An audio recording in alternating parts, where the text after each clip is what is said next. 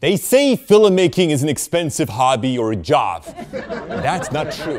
The problem is that when we walk into a camera shop, it feels like we're in a candy store. You don't need all the extra stuff, but you really want it. And the gimbal is probably one of the most popular extra tools that nobody needs, but everybody buys.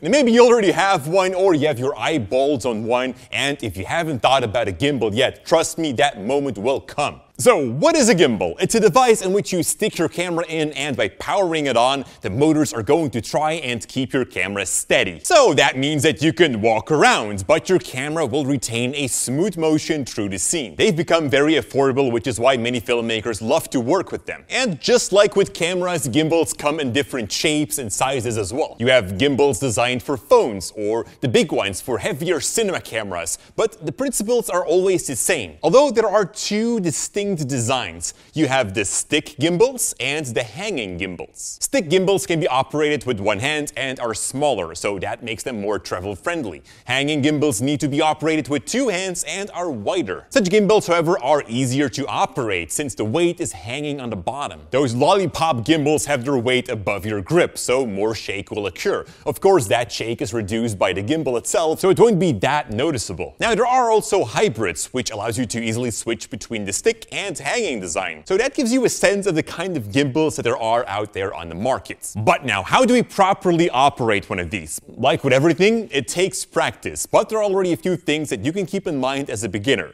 First of all, don't expect the gimbal to keep your camera perfectly steady. There's no up and down stabilization unless you get one of these with some sort of a spring. Always walk with slightly bent knees and try to place your toes first on the ground. When walking or running at a faster pace, it is much harder to put your toes down first. In such a case, your arm becomes more important. See your arm as a natural spring. Bend it in a 45-degree angle and keep it loose. Move your body and your arm separately. You should try to keep your camera at a fixed height. However, it's also important to slightly move your arm up and down to catch the bumps from your footsteps. Now, panning and tilting either goes automatic by twisting the gimbal, or it can be controlled through a joystick. Now, that joystick, however, is not a good idea. You'll have much more precise control over the movement if you just twist the gimbal, steering it in the right direction. This steering needs to be done smoothly, just like you would pan or tilt on a tripod.